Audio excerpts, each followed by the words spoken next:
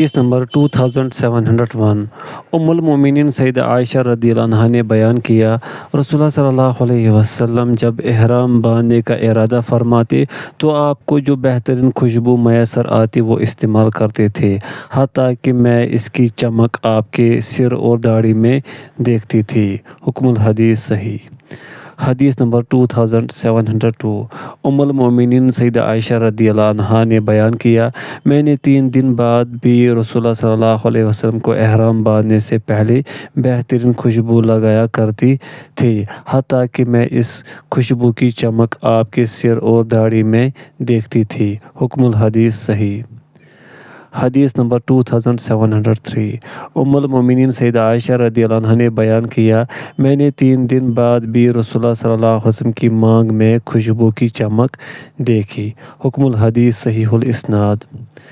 حدیث نمبر 2704 المومنین سیدہ عائشہ رضی اللہ عنہا نے بیان کیا، میں نے 3 دن بعد بھی رسول اللہ صلی اللہ علیہ وسلم کی مانگ میں خوشبو کی چمک دیکھی تھی۔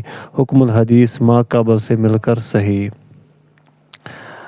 حدیث نمبر 2705 محمد بن المنتشر نے بیان کیا، میں نے سیدنا ابن عمر رضی اللہ عنہما سے احرام کے وقت خوشبو لگانے کے متعلق دریافت کیا تو انہوں نے کہا، اگر میں قطران کے تیل کی مالش کر لوں تو وہ مجھے اس سے زیادہ پسند ہے۔ پس میں نے سیدہ عائشہ رضی اللہ عنہا سے اس کا ذکر کیا تو انہوں نے فرمایا، اللہ ابو عبد الرحمن پر رحم کرے، میں نبی صلی اللہ علیہ وسلم کو خوشبو لگاتی تو آپ اپنی عورتوں کے پاس صبح کرتے جبکہ آپ کی خوشبو مہک رہی تھی۔ حکم الحدیث صحیح۔ حدیث نمبر 2706 سیدنا ابن عمر رضی اللہ عنہما بیان کرتے ہیں، اگر میں تارکول کی مالش کر کے صبح کروں تو وہ مجھے اس سے زیادہ پسند ہے کہ میں احرام کی حالت میں صبح کروں جبکہ مجھ سے خوشبو کی مہک آتی ہو۔ پس راوی نے کہا، میں سیدہ عائشہ رضی اللہ عنہا کے پاس گیا اور انہیں ان کا موقف بیان کیا تو انہوں نے فرمایا، میں نے رسول اللہ صلی اللہ علیہ وسلم کو خوشبو لگائی، آپ اپنی ازواج مطہرات کے پاس گئے اور پھر آپ نے احرام باندھ لیا۔ حکم الحدیث صحیح۔ باب نمبر 43 محرم کے لیے زعفران لگانا۔ حدیث نمبر 2707 سیدنا انس رضی اللہ عنہ نے بیان کیا، نبی صلی اللہ علیہ وسلم نے منع فرمایا کہ آدمی احرام کی حالت میں زعفران لگائے۔ حکم الحدیث صحیح۔ حدیث نمبر 2708 سیدنا انس رضی اللہ عنہ سے روایت ہے کہ رسول اللہ صلی اللہ علیہ وسلم نے زعفران کے استعمال سے منع فرمایا۔ حکم الحدیث ما قبل سے مل کر صحیح۔ حدیث نمبر 2709 سیدنا انس بن مالک رضی اللہ عنہ سے روایت ہے کہ رسول اللہ صلی اللہ علیہ وسلم نے آدمیوں کو حالت احرام میں زعفران کے استعمال سے منع فرمایا۔ حکم الحدیث صحیح۔ باب نمبر 44 محرم کے لیے خلوق ایک قسم کی خوشبو کا استعمال۔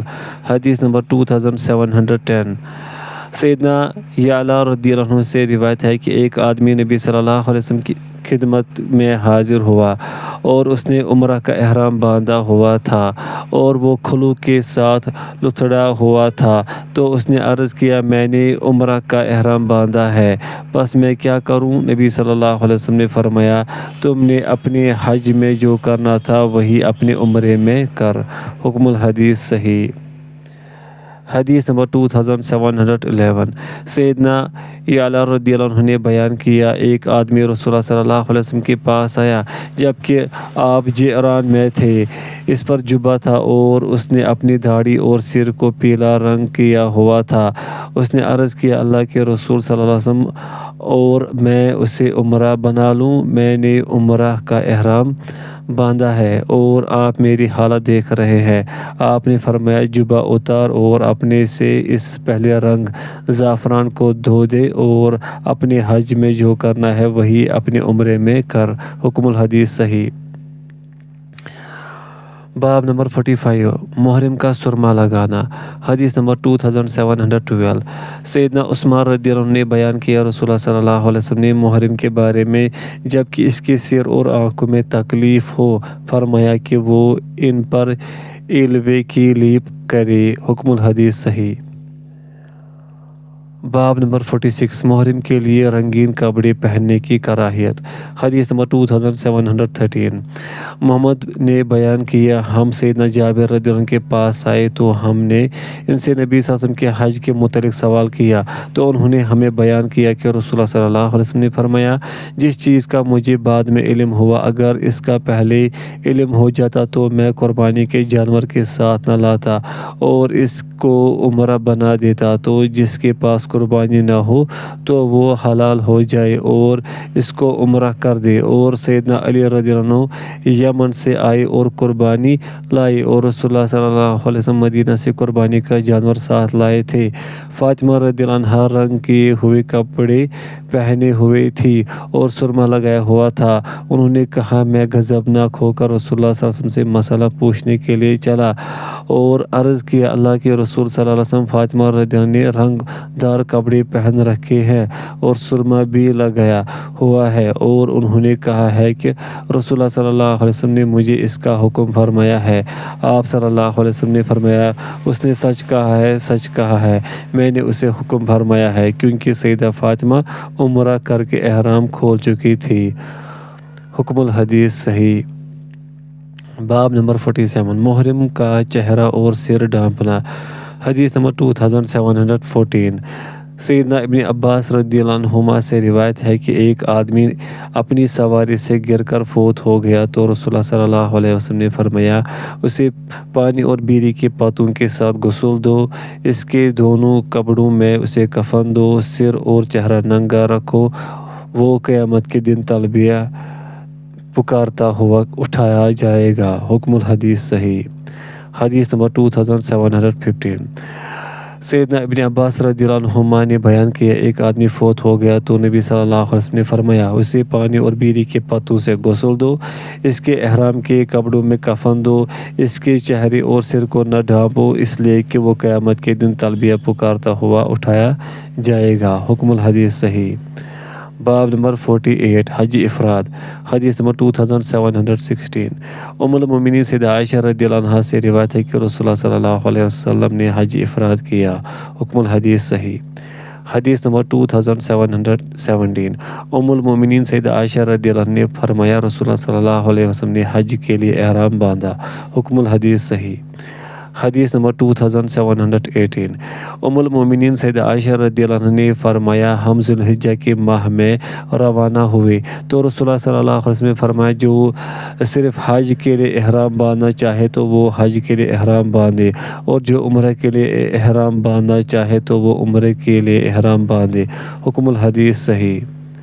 حدیث نمبر 2719 ام المومنین سیدہ عائشہ رضی اللہ عنہ نے بیان کیا ہم محض حج کے ارادے سے رسول اللہ صلی اللہ علیہ وسلم کے ساتھ روانہ ہوئے۔ حکم الحدیث صحیح۔ باب نمبر 49 حج قران۔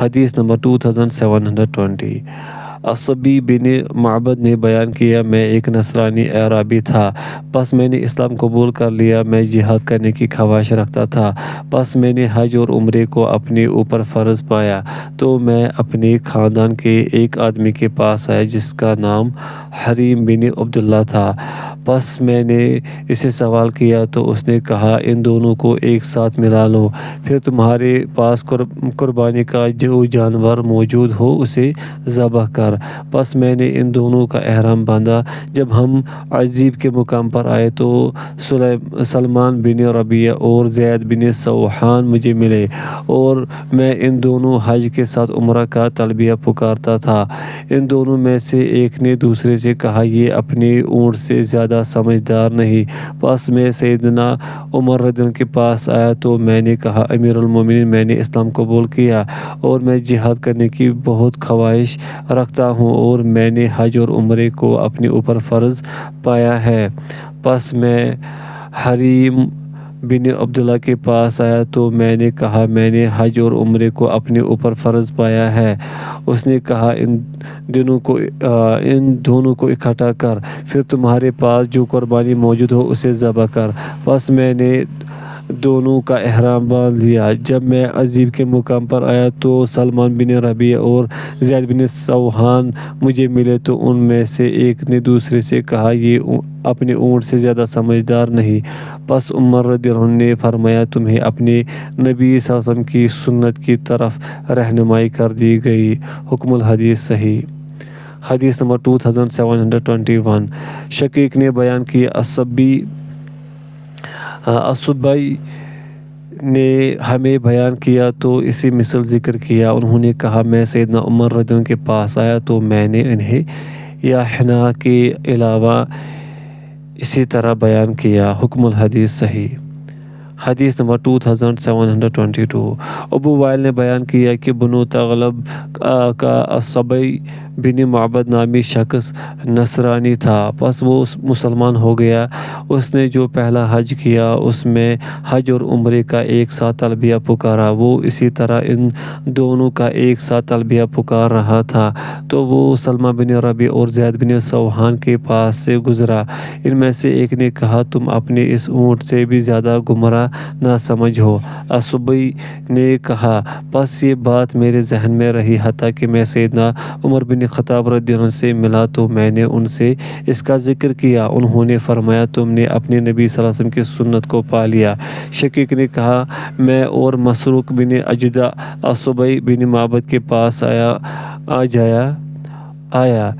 جایا کرتے تھے، ہم اس سے پوچھا کرتے تھے، پس میں اور مسروق بن اجدع کئی بار اس کے پاس گئے۔ حکم الحدیث صحیح۔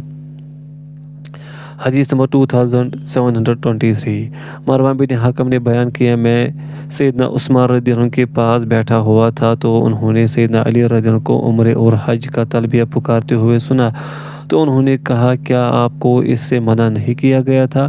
انہوں نے کہا ہاں، لیکن میں نے رسول اللہ صلی اللہ علیہ وسلم کو ان دونوں کا تلبیہ پکارتے ہوئے سنا ہے، پس میں نے رسول اللہ صلی اللہ علیہ وسلم کے فرمان کو تمہارے قول کی وجہ سے نہ چھوڑا۔ حکم الحدیث صحیح۔ حدیث نمبر 2724۔ مروان سے روایت ہے کہ سیدنا عثمان رضی اللہ عنہ نے حج تمتع اور حج قران سے منع فرمایا، تو سیدنا علی رضی اللہ عنہ نے فرمایا میں حج اور عمرے کا اکٹھا تلبیہ پکارتا ہوں۔ سیدنا عثمان رضی اللہ عنہ نے فرمایا کیا آپ یہ کرتے ہیں جبکہ میں اس سے منع کرتا ہوں؟ سیدنا علی رضی اللہ عنہ نے فرمایا میں کسی شخص کی وجہ سے رسول اللہ صلی اللہ علیہ وسلم کی سنت نہیں چھوڑ سکتا۔ حکم الحدیث صحیح۔ حدیث نمبر 2725۔ نصر نے شعبہ سے اس اسناد سے اسی کی مثل روایت کیا ہے۔ حکم الحدیث صحیح۔ حدیث نمبر 2726۔ سیدنا برا رضی اللہ عنہ نے بیان کیا جس وقت رسول اللہ صلی اللہ علیہ وسلم نے سیدنا علی رضی اللہ عنہ کو یمن کا امیر حکمران مقرر فرمایا تھا، میں ان کے ساتھ تھا۔ پس جب وہ نبی صلی اللہ علیہ وسلم کے پاس آئے تو سیدنا علی رضی اللہ عنہ نے بیان کیا، پس میں رسول اللہ صلی اللہ علیہ وسلم کے پاس آیا تو رسول اللہ صلی اللہ علیہ وسلم نے مجھے فرمایا تم نے کس کا احرام باندھا ہے؟ میں نے عرض کیا میں نے آپ کے احرام والا احرام باندھا ہے۔ آپ صلی اللہ علیہ وسلم نے فرمایا میں قربانی کا جانور لے کر آیا ہوں اور میں نے حج قران کا احرام باندھا ہے۔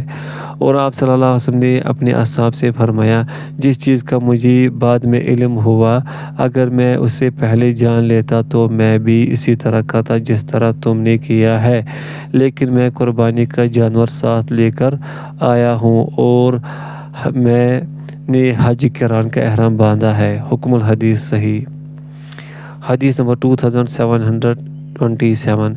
سیدنا عمران بن حسین رضی اللہ عنہ نے بیان کیا رسول اللہ صلی اللہ علیہ وسلم نے حج اور عمرے کو جمع کیا، پھر آپ اس سے منع کرنے اور اس کی تحریم کے بارے میں قرآن نازل ہونے سے پہلے ہی وفات پا گئے۔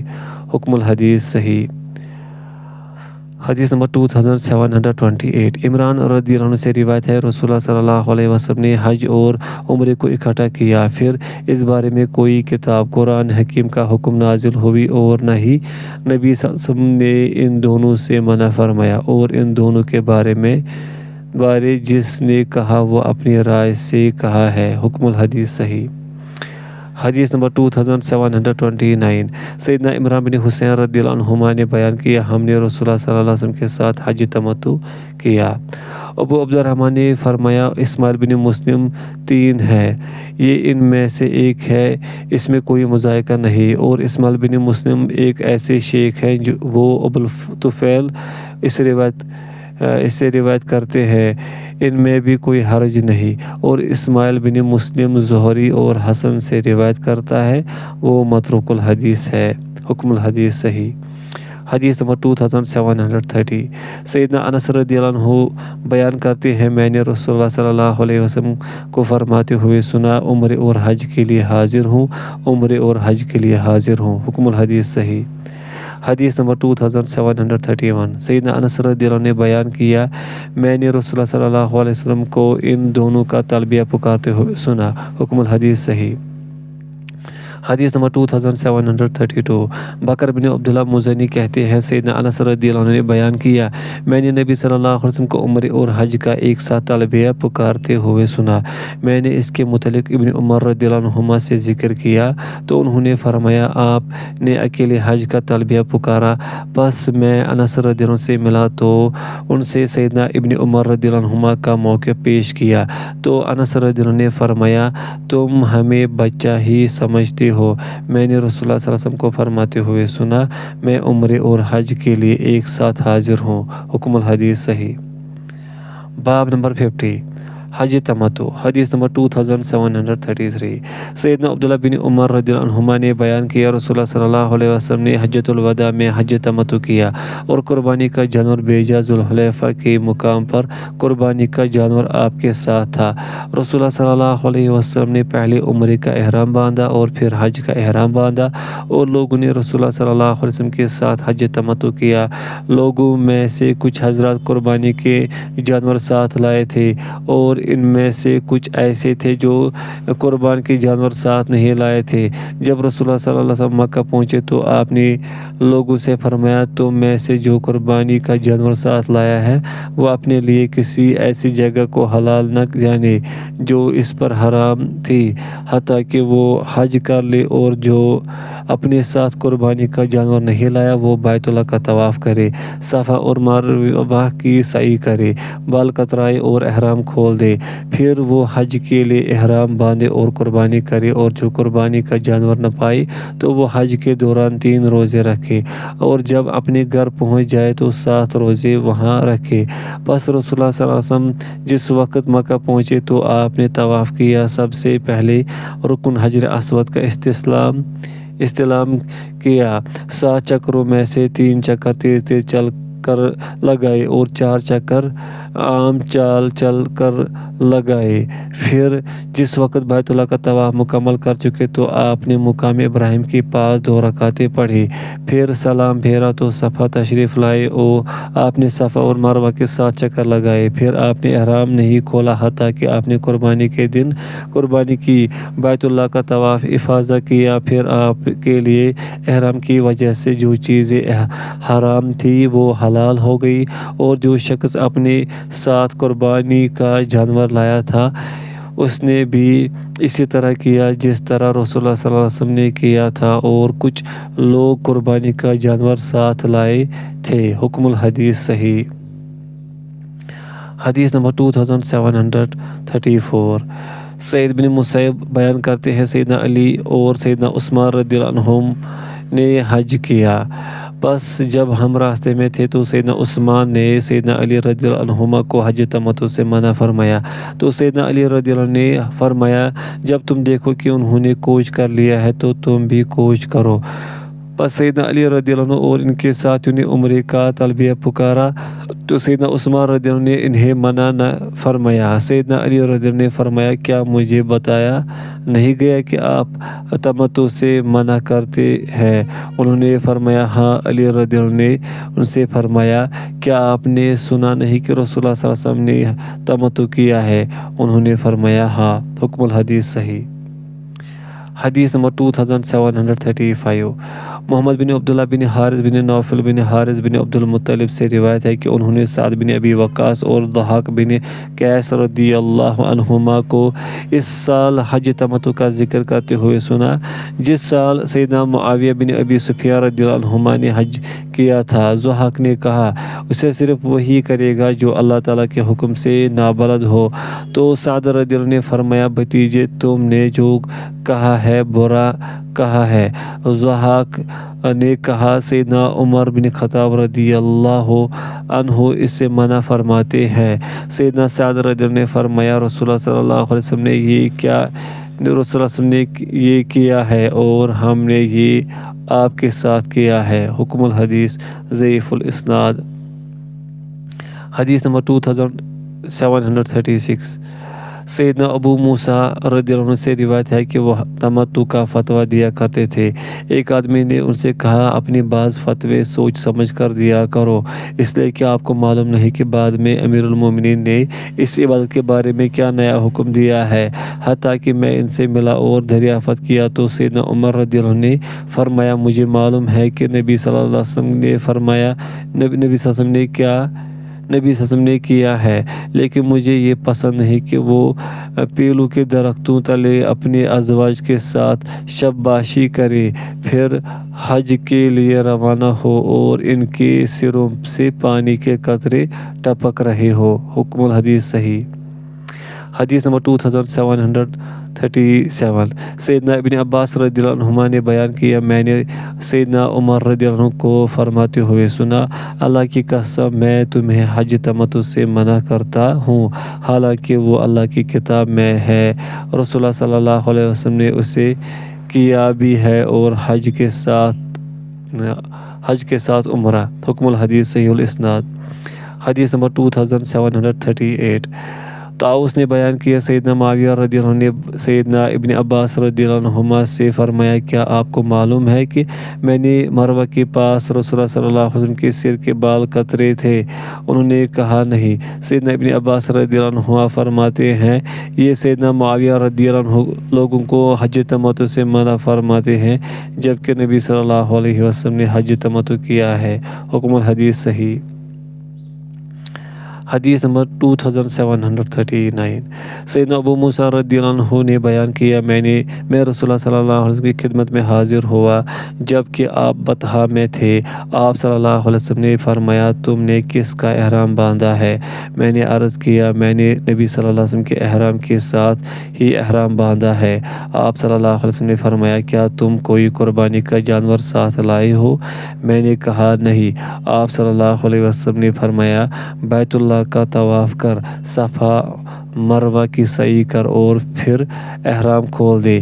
پس میں نے بیت اللہ کا طواف کیا صفا اور مروہ کی سعی کی پھر میں اپنی قوم کی ایک عورت کے پاس آیا تو اس نے میرے بالوں میں کنگھی کی اور اس نے میرا سر دھویا۔ میں سیدنا ابوبکر رضی اللہ عنہ اور عمر رضی اللہ عنہ کی امارت میں اسی کا فتویٰ دیا کرتا تھا۔ میں حج کے موقع پر کھڑا تھا کہ ایک آدمی میرے پاس آیا تو اس نے کہا کیا آپ نہیں جانتے کہ امیر المومنین نے اس کے بعد اس عبادت کے متعلق کیا حکم فرمایا ہے؟ میں نے کہا لوگو میں نے جس کو کسی چیز کا حکم دیا تھا تو وہ تعامل کرے اس لیے کہ امیر المومنین تمہارے پاس آنے والے ہیں ان کی اقتداء کرو۔ پس جب وہ تشریف لائے میں نے کہا امیر المومنین آپ نے حج کے متعلق کیا نیا حکم جاری فرمایا ہے؟ انہوں نے فرمایا اگر ہم اللہ کی کتاب پر عمل کریں تو اللہ عز و جل نے فرمایا ہے اللہ کے لیے حج اور عمرہ پورا کرو اور اگر ہم اپنے نبی صلی اللہ علیہ وسلم کی سنت پر عمل کریں تو ہمارے نبی صلی اللہ علیہ وسلم نے احرام نہیں کھولا حتیٰ کہ آپ نے قربانی کر لی۔ حکم الحدیث صحیح۔ حدیث نمبر 2740 سیدنا عمران بن حسین رضی اللہ عنہ نے بیان کیا رسول اللہ صلی اللہ علیہ وسلم نے تمتع کیا اور ہم نے آپ کے ساتھ تمتع کیا، اس بارے میں جس نے بھی کیا اس نے اپنی رائے سے کہا ہے۔ حکم الحدیث صحیح۔ باب نمبر 51 احرام باندھتے وقت حج یا عمرہ کا نام نہ لینا۔ حدیث نمبر 2741 جعفر بن محمد نے بیان کیا، میرے والد نے مجھے بتایا کہ ہم سیدنا جابر بن عبداللہ رضی اللہ عنہ کے پاس آئے تو ہم نے ان سے نبی صلی اللہ علیہ وسلم کے حج کے متعلق دریافت کیا، تو انہوں نے ہمیں بیان کیا کہ رسول اللہ صلی اللہ علیہ وسلم نے مدینہ میں 9 سال قیام کیا، پھر لوگوں میں اعلان کر دیا گیا کہ رسول اللہ صلی اللہ علیہ وسلم اس سال حج کریں گے۔ پس مدینہ میں بہت سے لوگوں نے قیام کیا، سب کی یہی آرزو تھی کہ وہ رسول اللہ صلی اللہ علیہ وسلم کی اقتداء کرے اور جو آپ کرے وہی کچھ وہ کرے۔ پس رسول اللہ صلی اللہ علیہ وسلم ذی القعدہ کے 5 دن باقی تھے، وہاں سے روانہ ہوئے اور ہم بھی آپ کے ساتھ روانہ ہوئے۔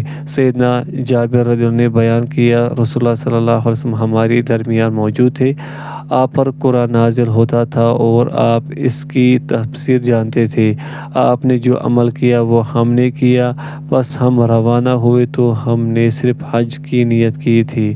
حکم الحدیث صحیح۔ حدیث نمبر 2742 ام المومنین سیدہ عائشہ رضی اللہ عنہا نے بیان کیا، ہم صرف حج کی نیت سے روانہ ہوئے تھے، پس جب ہم صرف کے مقام پر پہنچے تھے تو مجھے حیض آ گیا۔ رسول اللہ صلی اللہ علیہ وسلم میرے پاس تشریف لائے جبکہ میں رو رہی تھی۔ آپ صلی اللہ علیہ وسلم نے فرمایا، کیا تمہیں حیض آ گیا ہے؟ میں نے کہا جی ہاں۔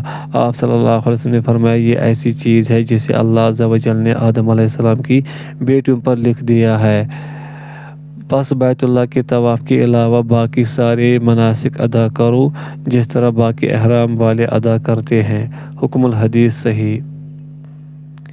باب نمبر 52 دوسرے شخص کی نیت پر احرام باندھنا۔ حدیث نمبر 2743 سیدنا ابو موسیٰ رضی اللہ عنہ نے بیان کیا، میں یمن سے واپس آیا جبکہ نبی صلی اللہ علیہ وسلم نے بطحا میں قیام کیا ہوا تھا جہاں سے حج کیا تھا۔ آپ نے فرمایا، کیا تم نے حج کیا؟ میں نے عرض کیا جی ہاں۔ آپ نے فرمایا، تم نے کس طرح کہا تھا؟ میں نے کہا تھا، میں اس نیت سے احرام باندھتا ہوں جس نیت سے نبی صلی اللہ علیہ وسلم نے احرام باندھا تھا۔ آپ صلی اللہ علیہ وسلم نے فرمایا، بیت اللہ کا طواف کر، صفا مروہ کی سعی کر اور پھر احرام کھول دے۔ بس میں نے اسی طرح کیا۔ پھر میں ایک عورت کے پاس آیا، اس نے میرے سر کی جوئیں نکالی، میں لوگوں کو بھی اس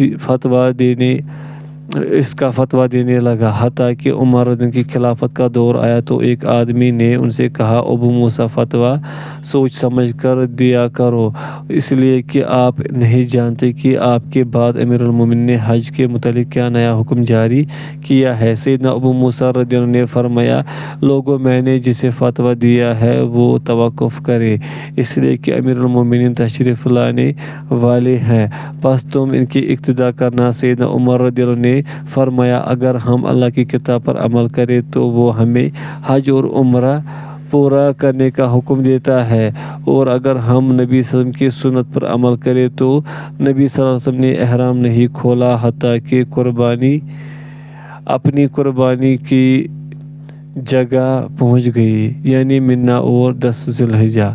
حکم الحدیث صحیح۔ حدیث نمبر 2744 جعفر بن محمد نے بیان کیا، میرے والد نے مجھے بیان کیا کہ ہم جابر بن عبداللہ رضی اللہ عنہ کے پاس گئے تو ہم نے ان سے نبی صلی اللہ علیہ وسلم کے حج کے متعلق دریافت کیا، تو انہوں نے ہمیں بیان کیا کہ سیدنا علی رضی اللہ عنہ یمن سے قربانی کا جانور ساتھ لے کر آئے اور رسول اللہ صلی اللہ علیہ وسلم مدینہ سے جانور ساتھ لائے تھے۔ آپ نے سیدنا علی رضی اللہ عنہ سے فرمایا، آپ نے کس کا احرام باندھا تھا؟ انہوں نے عرض کیا، میں نے کہا تھا، اے اللہ میں اس کا احرام باندھتا ہوں جس کا رسول اللہ صلی اللہ علیہ وسلم نے احرام باندھا ہے اور میرے ساتھ قربانی کا جانور ہے۔ آپ نے فرمایا، پس تم احرام نہ کھولو۔ حکم الحدیث صحیح۔ حدیث نمبر 2745 سیدنا جابر رضی اللہ عنہ نے بیان کیا سیدنا علی رضی اللہ عنہ صدقات کی وصولی کے بعد آئے تو نبی صلی اللہ علیہ وسلم نے ان سے کہا سیدنا علی رضی اللہ عنہ تم نے کس کا احرام باندھا ہے؟ انہوں نے عرض کیا جس کے اللہ کے رسول صلی اللہ علیہ وسلم نے احرام باندھا ہے۔ آپ صلی اللہ علیہ وسلم نے فرمایا ہدی دے اور جس طرح تم حالت احرام میں ہو اسی طرح رہو۔ راوی نے بیان کیا اور سیدنا علی رضی اللہ عنہ اپنے لیے ہدی لائے تھے۔ حکم الحدیث صحیح۔ حدیث نمبر 2746 سیدنا برا رضی اللہ عنہ نے بیان کیا میں سیدنا علی رضی اللہ عنہ کے ساتھ تھا جس وقت نبی صلی اللہ علیہ وسلم نے انہیں یمن کا حکمران مقرر فرمایا۔ پس میں نے ان کے ساتھ کئی اوقیہ حاصل کیے۔ جب سیدنا علی رضی اللہ عنہ کے پاس آئے سیدنا علی رضی اللہ عنہ نے فرمایا میں نے فاطمہ رضی اللہ عنہ کو دیکھا کہ انہوں نے گھر کو خوشبو سے معطر کر دیا ہے۔ انہوں نے بیان کیا میں نے اسے زائل کیا تو انہوں نے مجھے کہا آپ کو کیا ہوا؟ رسول اللہ صلی اللہ علیہ وسلم نے اپنے اصحاب کو حکم فرمایا تو انہوں نے احرام کھول دیے۔ انہوں نے کہا میں نے تو نبی صلی اللہ علیہ وسلم کے احرام کے مطابق احرام باندھا ہے۔ پس میں نبی صلی اللہ علیہ وسلم کی خدمت میں حاضر ہوا تو انہوں نے مجھے بتایا تم نے کس طرح احرام باندھا تھا؟ میں نے کہا میں نے آپ کے احرام کے مطابق احرام باندھا تھا۔ آپ صلی اللہ علیہ وسلم نے فرمایا میں تو قربانی کا جانور ساتھ لایا ہوں اور حج قران کی نیت کی ہے۔ حکم الحدیث صحیح۔ باب نمبر 53 جب عمرہ کے لیے احرام باندھا ہو تو کیا وہ اس کے ساتھ حج کر سکتا ہے؟ حدیث نمبر 2747 نافع سے روایت ہے کہ سیدنا ابن عمر رضی اللہ عنہما نے اس سال حج کا ارادہ کیا جس سال حجاج سیدنا ابن زبیر رضی اللہ عنہما سے لڑنے آیا تھا۔ ان سے کہا گیا ان کے درمیان قتال ہونے والا ہے اور مجھے اندیشہ ہے کہ وہ آپ کے روک دیں گے۔ انہوں نے کہا تمہارے لیے رسول اللہ صلی اللہ علیہ وسلم کی زندگی میں بہترین نمونہ ہے۔ میں تمہیں گواہ بناتا ہوں کہ میں نے عمرے کو واجب کر لیا ہے۔ پھر وہ نکلے حتیٰ کہ جب وہ بیدا کے مقام پر تھے انہوں نے کہا حج اور عمرے کی